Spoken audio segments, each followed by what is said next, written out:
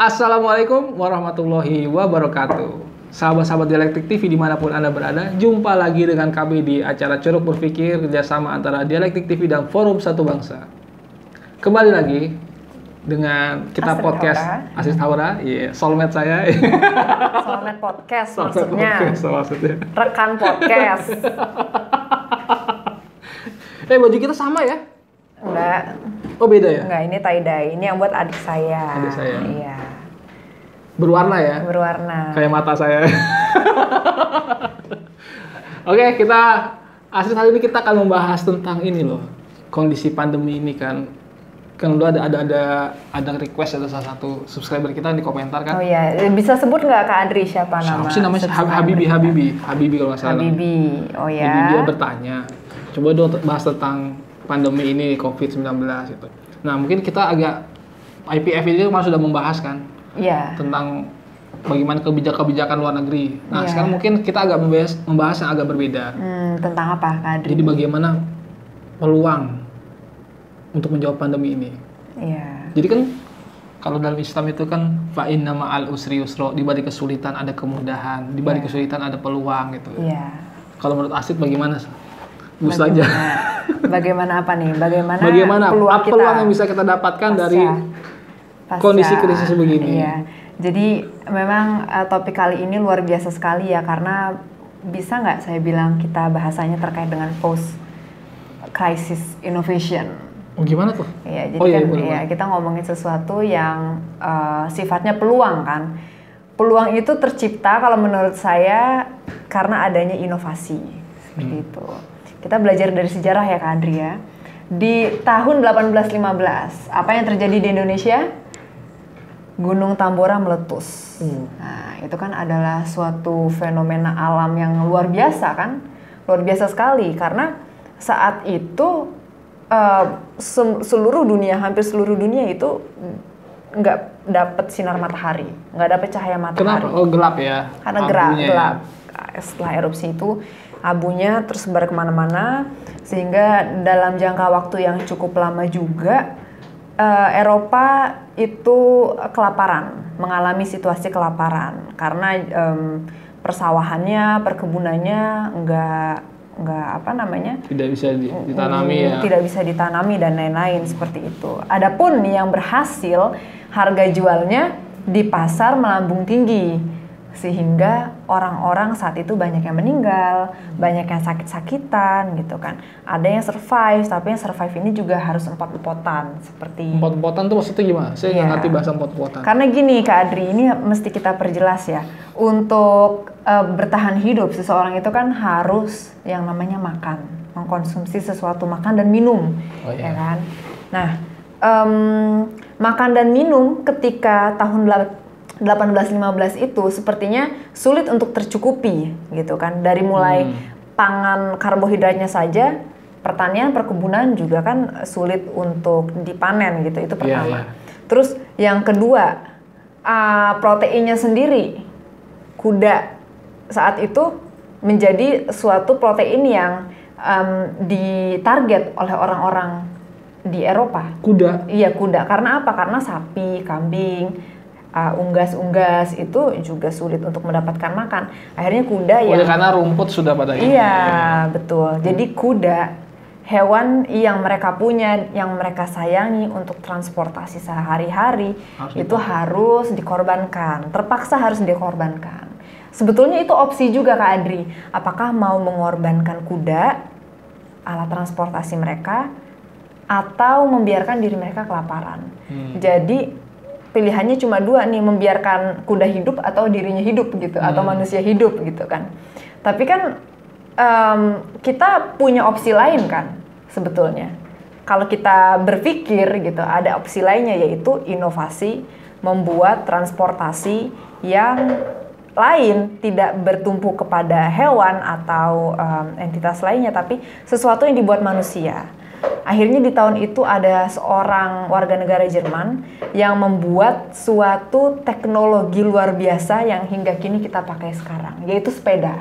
Oh, sepeda. Iya, jadi sepeda itu lahir karena kuda dimakan. Kuda itu semakin sedikit kuantitasnya ya di banyak daerah di dunia saat itu gitu. Dunia semakin dingin juga kan saat itu, jadi semakin rentan juga kekebalan tubuhnya hewan dan manusia. Nah, untuk bisa bertahan saat itu akhirnya dibuatlah sepeda itu untuk menjalankan kehidupan sehari-hari dalam transportasi. Dan dengan adanya invensi sepeda itu juga menandakan yang namanya man-made transportation untuk pertama kalinya, transportasi yang dibuat oleh manusia. Karena sebelumnya kita bergantung kepada hewan. Seperti itu Kak Adri. Nah, kesamaan dari kasus meletusnya Gunung Tambora dan COVID ini adalah sama-sama krisis kalau saya bilang ya. Karena kenapa? Ini dua-duanya adalah krisis yang entah kalau COVID apa, tapi Gunung Tambora itu adalah natural crisis, krisis alam. Kalau COVID ada yang bilang itu terjadi secara alami, mutasi gen dan sebagainya, tapi ada juga yang percaya bahwa itu konspirasi atau man-made crisis. Apapun itu, ini tetap namanya crisis atau krisis gitu ya bahasa Indonesianya. Kalau dari kamus Oxford sendiri, crisis itu artinya a time of intense difficulty, trouble and danger. Gitu, ada 3 sebetulnya definisinya. Terus definisi kedua adalah a time when, ya kurang lebih seperti ini ya, a time when difficult decision must be taken gitu. Jadi ada penekanan bahwa suatu keputusan yang sulit itu harus diambil ketika masa krisis. Dan yang ketiga, kurang lebih intinya adalah krisis dimaksudkan sebagai suatu situasi di mana ketika kita memutuskan sesuatu, ujungnya itu ada 2 nih, entah itu recovery atau death, kematian, seperti itu. Nah, dari setiap krisis itu lahir suatu invensi atau inovasi. Kalau di saat COVID sekarang ini, orang-orang Barat itu mengistilahkannya sebagai digital renaissance. Jadi inovasi-inovasi di bidang digital itu memang banyak terjadi secara serentak gitu ya di belahan bumi ini gitu. Setidaknya di Indonesia ya. Kalau Kak Adri masuk mall, biasanya kan ada mall yang nggak perlu dicek tuh suhu tubuhnya, nggak perlu dicek pakai infrared yang dipegang sama bapak satpamnya gitu kan. Langsung ada layar gitu yang tiba-tiba mendeteksi sendiri. Gitu ya? Iya. Kalau di MRT ada itu. Ya, saya udah nggak pernah ke mall selama pandemi. Ya, luar biasa.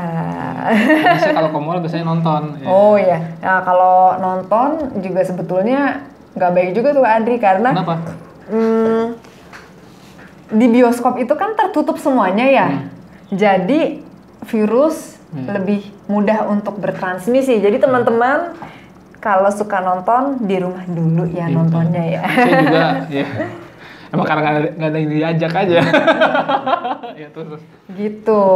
Jadi kalau di MRT nih, saya kemarin naik MRT, menggunakan MRT, terus pas masuk itu suhu tubuh sudah secara otomatis ya.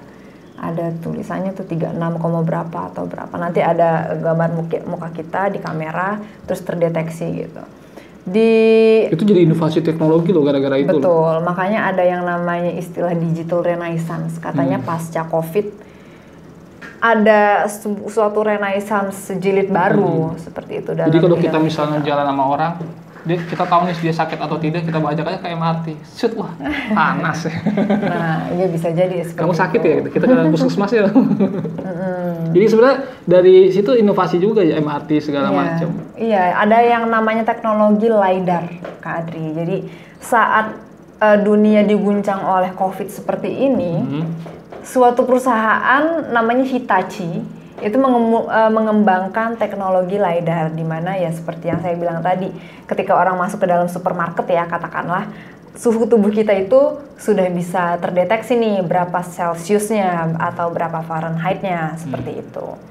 Terus ketika kita cuci tangan, itu Hitachi punya teknologi seperti itu. Saya bukan sales Hitachi ya, cuma ngelihat di Instagram iklannya luar biasa menarik ya. Jadi Hitachi punya sensor untuk wastafel, dimana kalau kita cuci tangan itu bisa ketahuan kita cuci tangannya udah bener apa enggak kayak gini gitu Bersih atau kan. enggak gitu ya. Kalau standar WHO kan seperti ini harusnya seperti itu. Karena memang transmisi dari virus COVID itu luar biasa dari sentuhan, dari udara, yaitu sangat mudah gitu ya untuk bisa diabsorb oleh tubuh orang lain seperti itu. Jadi teknologi juga harus semakin mengikuti urgensi dari kasus ini juga, dari si COVID ini juga gitu. Nah, itu kan dalam bidang teknologi, Kak Adri. Kalau kita bicara dalam bidang lain seperti terkait dengan practicality tentang pangan, itu pernah terjadi juga di tahun-tahun 1920-an sampai 1940-an lah, saat Perang Dunia. Perang Dunia. Ya, jadi itu kita bisa berkaca pada masa Perang Dunia dan pasca Perang Dunia juga, yang disebut-sebut sebagai inkubasi dari inovasi barang-barang yang bermanfaat di dunia. Gitu. Kak Adi suka makan Indomie nggak? Dulu saya suka. Dulu suka makan Indomie. Nah, sekarang saya sering. semakin sering. Oh iya, ada yang perlu dipahami juga Kak Adri. Jadi sebelum kita bahas Indomie ya, krisis itu tuh ada banyak jenisnya. Yang tadi kita omongin itu natural crisis terkait dengan Gunung Tambora meletus, ya COVID anggaplah natural crisis juga lah gitu. Ada juga yang namanya financial crisis, krisis finansial. Itu ya contohnya seperti ketika tahun 98 kita krisis moneter ya? Krisis moneter dunia seperti itu, dan di Indonesia dampaknya juga luar biasa. Biasanya dicontohkan dengan yang namanya inflasi dan lain-lain seperti itu. Kemudian ada yang namanya krisis teknologi. Krisis teknologi adalah ketika suatu aktivitas itu ada sebuah kendala yang hanya bisa dibenarkan dengan teknologi itu, bisa mudah dilakukan apabila ada teknologi tersebut gitu. Itu saya kira ketika era-era 90-an ya, di mana kebutuhan untuk yang namanya komputer dan internet itu dibutuhkan oleh orang-orang sipil biasa seperti itu. Karena sebelumnya kan hanya untuk militer ya, gitu.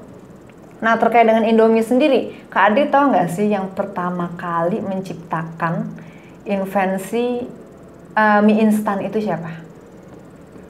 Wah, nggak tahu saya. Jadi orang Jepang pertama kali, Jepang. Teman-teman dialektik sekalian. Namanya Momofuku Ando. Saya Jadi kira yang punya Indofood. Bukan ya? Indomie ya, cuma kalau mie instannya sendiri ya, inovasi mie instan itu yang buat adalah orang Jepang pasca Perang Dunia Kedua. Setelah Hiroshima dan Nagasaki dibom oleh Amerika Serikat pada tahun 1945, warga-warga Jepang itu kesusahan semua. Krisis pangan ya, luar biasa itu ya, krisis pangan ya. Karena luluh lantah hampir semua Jepang saat itu kan. Oh, Jepang ya, bukan Eropa ya? Bukan, kan yang makan gandum kan orang ini, orang Amerika. Bukan itu? Ya, ini dalam konteks Jepang setelah mereka dibom sama Amerika dan mereka kalah di Perang Dunia Kedua. Akhirnya itu luar biasa secara ekonomi, mereka ya terkena krisis yang luar biasa, pangan juga, dan banyak juga terjadi kelaparan, banyak orang yang meninggal gitu kan. Tapi instan orang itu maksudnya kan yang dibungkus kan? Iya, yang dibungkus. Karena orang sana kan bikin mie kan langsung dari tepungnya dulu, dibikin dari awal dulu Nah, gitu kan. itu dulu-dulunya kan seperti itu. Nah, untuk orang yang survive setelah Perang Dunia Kedua ini kan mereka butuh makan, Kak Adri. Akhirnya gitu dibikin kemasan itu ya. Makanan orang Jepang itu biasanya ramen. Tapi kan untuk ngebuat ramen di situasi pasca Perang Dunia II di mana mereka lagi kesusahan, itu sepertinya sulit sekali ya. Untuk dapetin tepungnya, untuk dapetin bumbu-bumbunya itu sulit gitu. Akhirnya seseorang bernama Momofuku Ando, sebetulnya dia ada keturunan Taiwan juga. Coba-coba tuh dia buat inovasi ramen gitu kan. Terus itu trial and error semuanya. Ramen dia coba untuk dijemur, terus tiba-tiba gagal karena mungkin nggak digoreng dulu kali ya. Terus akhirnya dia percobaan berkali-kali, akhirnya dia menemukan suatu formula yang pas di mana dia buat ramen, terus dia goreng atau jemur dulu ya, entah itulah dia goreng dulu kayaknya, enggak, dia jemur dulu kayaknya, terus dia goreng. Apa gimana sih? Ya pokoknya antara dua itu gitu. Ya begitulah. Terus dia masukkan gitu ya ke dalam kemasan, dia simpan lama, ternyata ketika diseduh masih jadi ramen yang bagus gitu, yang masih bisa dimakan, edible gitu. Akhirnya dia buat ramen itu menjadi produksi massal dan dijual ke seluruh Jepang saat itu. Mungkin awalnya nggak dijual ya, tapi disebarkan gitu ya sebagai suatu, ya anggaplah donasi gitu untuk warga-warga Jepang yang saat itu kesulitan pangan ya.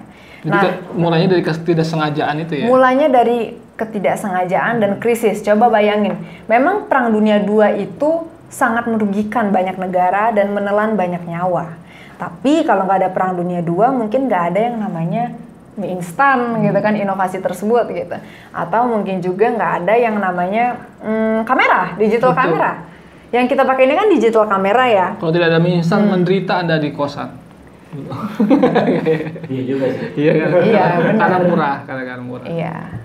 Nah, terkait dengan digital camera, sebetulnya dikenalkan kepada publik itu ketika tahun 1975-an lah digital camera itu. Kamera digital? Kamera digital, ya. Emang dulu kameranya pakai yang itu yang meledak itu ya? Iya, yang meledak itu. Iya. Itu ya? Iya, seperti itu. Iya.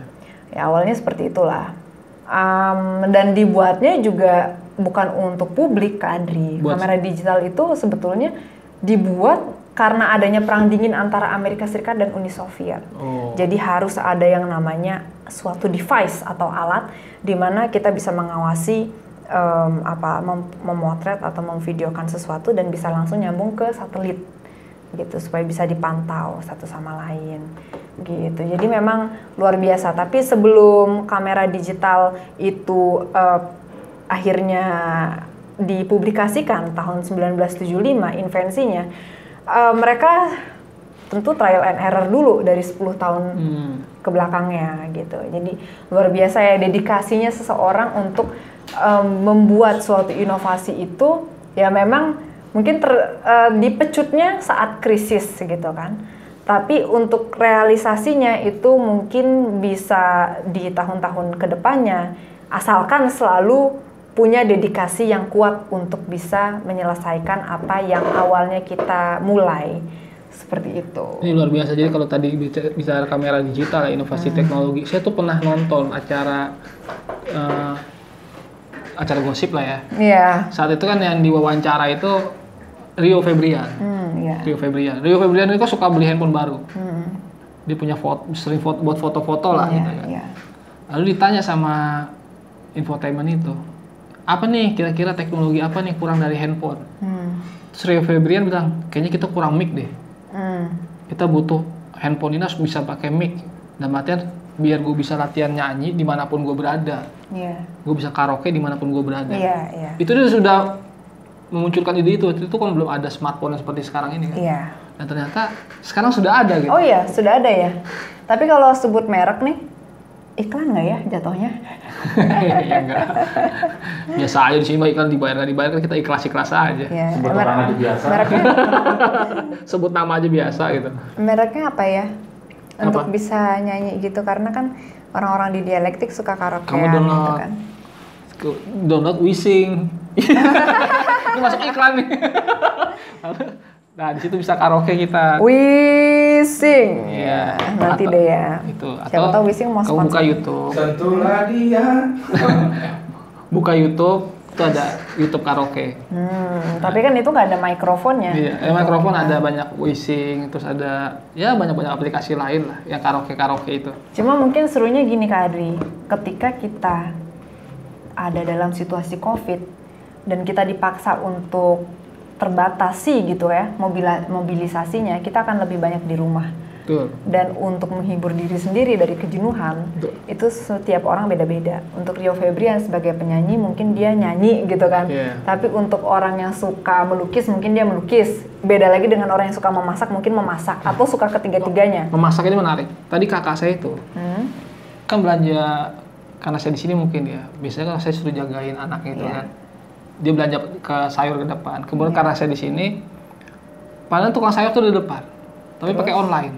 Dan itu langsung datang. Apa yang dipesan itu sayur langsung depan rumah. Satu kardus itu.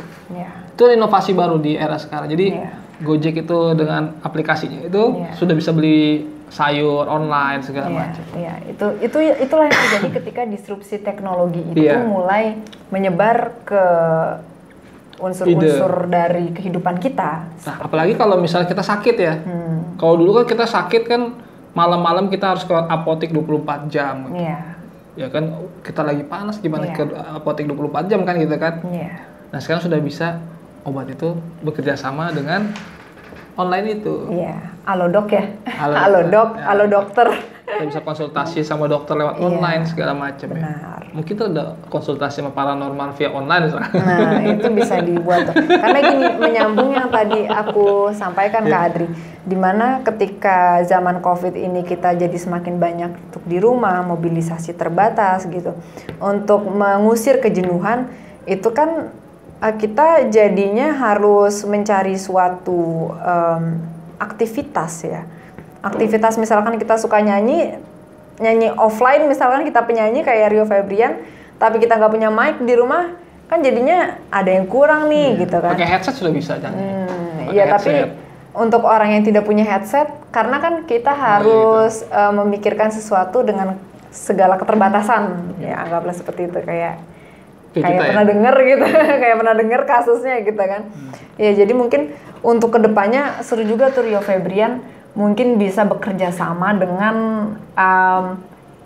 pembuat HP, manufacturer HP gitu untuk membuat inovasi di mana ketika kita ngomong nih, mikrofon kita nyambung ke suara, speaker kita akhirnya mengeluarkan suara kita tapi dalam bentuk mikrofon asli seperti itu, kayak mic asli gitu. Kita bisa download -1.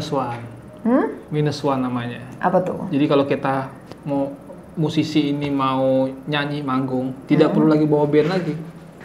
Tapi Jadi aransemennya itu sudah di-download di handphone. Tinggal dicolokin ke sound system dan dia Iya. udah bisa mengiringi kita bernyanyi. oh, itu gratis apa berbayar? Tidak, itu ada. Jadi kita benar-benar aransemen, kita nyanyi di aransemen, tinggal dicolok dan itu pernah saya lakukan. Gratis ya? Sekarang artis-artis banyak yang seperti itu. Artis-artis itu kalau kita tahu band-band yang ya la la la ye la la ye itu banyak pakai -1. Jadi bukan mereka tidak main. Oke. Mereka tidak main di situ. Itu yang main ada alatnya sendiri. Tapi jangan sampai suaranya juga di lip sync ya? Enggak, suaranya biasanya suara dia asli. Iya, ya luar biasa. Mungkin Kak Adri untuk kedepannya mau tuh untuk berminat untuk membuat band lagi gitu, gitu. kan? Iya, sendiri aja, cuma aransemennya dari -1 gitu. Saya menyerahkan ini. Saya udah capek sama anak band ya, baperan. Iya, jadi kayak gitu Kak Adri, inovasi itu kan bisa muncul dari mana-mana ya. Betul. Dan dalam jenis apapun. Bahkan Alibaba kan kata gara-gara virus SARS itu ya. Iya, iya. Virus SARS itu. Sebetulnya juga iPod munculnya setelah 911. Ya, peledakan 11 September 2001 di Amerika Serikat. Cuma saya belum sampai paham banget untuk bisa mengetahui korelasinya tuh apa gitu antara invensi iPod dan pasca peledakan 11 September tersebut. Seperti itu. Tapi apalagi itu kalau luar dulu biasa saya ya. mau bikin seminar di kampus, itu harus izin dulu, surat dulu, izin dekan segala macam kan, pembicaranya siapa, ininya siapa. Terus kita harus adu jadwal dengan fakultas lain. Sekarang sudah ada Zoom. Iya. Ya Ya kan? makanya ini menyambung lagi Kak Adri. Di zaman ketika COVID ini terjadi sekarang, ya, bekerja di kantor, di gedung kantor itu sebetulnya efektivitasnya dipertanyakan. Gitu. Dimana kita bisa bekerja juga lewat rumah dan kita bisa meeting, kita bisa melakukan kerjaan juga secara daring kayak gitu kan. Itu sebetulnya lebih efisien secara budget perusahaan mungkin ya. Dan budget kitanya sendiri dengan gaji utuh dan lain-lain. Seperti itu. Dan gaya hidup kita juga berubah. Dan gaya hidup juga jadi berubah. Makanya di Kita rumah sekarang aja. lebih sering cuci tangan. Mungkin Ya. dulu kan kita nggak cuci tangan kan, jarang cuci tangan. Iya, betul. Dan ini kalau terkait kerjaan juga ya, orang biasanya perjalanan dinas keluar kota atau keluar negeri itu hanya untuk ketemu dengan satu klien aja gitu. Nah, tapi dengan adanya COVID ini terpaksa nih harus ya meeting aja lewat Zoom lah gitu. Betul. Atau lewat teleconference yang bisa kita sambungkan dengan gawai yang ada di rumah itu kan juga menghemat anggaran dari perjalanan dinas kita di kantor seperti itu. Benar, kan. apalagi anggota Biaya. DPR yang sering atau pegawai-pegawai yang sering keluar kota itu kan suka markup anggaran gitu. Saya no komen. Sekarang sudah bisa rapat di mana-mana dengan Zoom itu kan. Nah, seperti itu. Itu kan suatu inovasi yang sangat luar biasa. Misalnya Wapres ya, Pak Wapres itu kan rapat dengan gubernur-gubernur ya, kepala-kepala daerah. Kalau dulu mungkin kepala daerah itu berangkat naik pesawat untuk rapat dengan Wapres. Karena COVID akhirnya cukup pakai layar. Ayo bagaimana dari layar semua. Iya, Dan itu betul. mungkin seandainya COVID ini sudah selesai, sepertinya hal-hal tersebut itu akan Tetap berlangsung. Iya, betul. Karena itu sudah menjadi habit ya. Betul. Karena sesuatu yang dilakukan berulang-ulang setahun 2 tahun itu sudah menjadi kebiasaan. Betul. Iya, saya setuju. Kayak cuci tangan atau pakai hand sanitizer atau pakai masker. Bagi banyak orang mungkin itu sudah jadi kebiasaan tersendiri. Dulu sebelum COVID, saya tuh sering batuk, sering flu ya. Iya. Sebelum COVID ya. Hmm. Ternyata kan faktornya adalah tangan. Iya. Jadi ketika kita bersin atau apa itu tangan kita kotor. Iya. Tapi karena pandemi ini lebih sering cuci tangan. Iya. Jadi kalau bersin apa segala macam itu lebih steril gitu tangan kita. Iya, betul. Jadi gaya hidup kita juga lebih baik Iya. seperti itu. Iya, Dan dan kita pakai masker juga iya, kan. betul. Dan ngomong-ngomongin cuci tangan, ada juga inovasi yang agak lucu ya, tapi ini amazing, spektakuler banget inovasinya. Jadi suatu kali saya ke mall itu, sering kali saya ngeliat wastafel ya, yang ada pedalnya Kak Adri. Pedalnya gimana? Jadi kayak rem di mobil lah gitu. Jadi semisal kita diinjak gitu ya terus keluar yang lagi. diinjak. Biar nggak buka-buka Iya, gini ya. jadi ketika pedalnya kita injak gitu kan, airnya itu keluar dari wastafelnya, terus kita ya basuh-basuh, terus udah gitu. Untuk mendapatkan sabunnya juga pakai pedal juga tuh, Iya. pakai pedal juga. Jadi kita nggak ada yang namanya menyentuh permukaan dari wastafel, keran wastafelnya itu atau dari pump sabunnya tersebut. Karena ini yang saya pikirkan dari sejak lama sejujurnya Kak Oh Adri. gitu? Iya. Berarti itu mencuri idenya Astrid ya? Enggak sih, enggak, bukan itu permasalahannya yang saya pikirkan dari sejak lama. Saya dari kecil gitu udah berpikir ngapain ya cuci tangan kalau saya harus tutup kerannya lagi gitu. Pakai tangan yang sudah saya cuci gitu loh. Pakai tangan yang sudah steril, saya tutup keran wastafel yang sebelumnya saya pegang ketika tangan saya masih kotor, kan sama aja. Itu pernah ada Akhirnya iklan bohong, itu, kan? seperti itu. Oh, Jadi iya? dia parodinya ya, dia cuci tangan, terus dia Iya. tutup, waduh, cuci tangan lagi, dia tutup, waduh, jadi dia berulang-ulang cuci Iya, tangan. Karena betul. setiap dia muter begini, dia megang lagi kan, Iya, megang virusnya balik yang lagi. kotor. Iya benar. Seperti itu. Kalau diinjak kan tidak. Betul. Itu inovasi yang luar biasa dan tidak membutuhkan suatu teknologi yang rumit ya. Betul. Karena kita banyak menemukan itu juga dibuat tanpa yang namanya sensor-sensor yang sulit-sulit lah gitu. Yang penting kita ngerti yang namanya pedal-pedalan gitu-gitu lah. Pokoknya intinya adalah inovasi itu bukanlah sesuatu yang sulit gitu Kak Adri. Kalau misalkan kita bisa berpikir strategis gitu kan, dan kita logikanya jalan nih untuk bisa memberikan suatu solusi yang bisa memudahkan kehidupan kita, itu namanya juga udah inovasi, seberapa sederhana implementasinya. Terus kira-kira kalau sekarang bisnis kan banyak yang mandek ya gara-gara COVID ya. Iya, online sekarang. Online. Jadi menciptakan suatu, pertama gini, banyak orang di PHK, akhirnya beralih ke apapun itu mau dikerjain. Termasuk juga dengan jualan via Instagram atau ya bukan Instagram ya, Tokopedia atau Shopee. Kalau mau jualan Instagram itu kan hanya tools untuk marketingnya aja kan, gitu. Jadi ya antara 3 aplikasi tersebut dan marketplace lainnya itu memang harus saling kait ya, berkelindan satu sama lain gitu. Nah, itu kan memunculkan inovasi akhirnya kan, karena ada kepepet PHK, COVID, harus ngehidupin anak banyak, akhirnya jualan. Terus jualannya lewat apa nih? Untuk menjangkau orang yang banyak, reaching ke bukan hanya orang di sekitar kita aja, di sekitar neighborhood kita, tapi juga di wilayah kota kita yang lain gitu kan, wilayah provinsi kita yang lain, atau mungkin beda pulau sekalipun gitu kan, beda negara itu bisa kita lakukan kayak gitu kan. Dengan namanya teknologi yang luar biasa kita punya sekarang marketplace dan bahkan ride hailing app seperti Gojek aja juga punya aplikasi, udah punya elemen seperti GoFood kan gitu, dimana kita bisa daftar dan orang bisa langsung pesen gitu apa yang kita jual gitu, langsung diantarkan ke orang yang membeli gitu kan.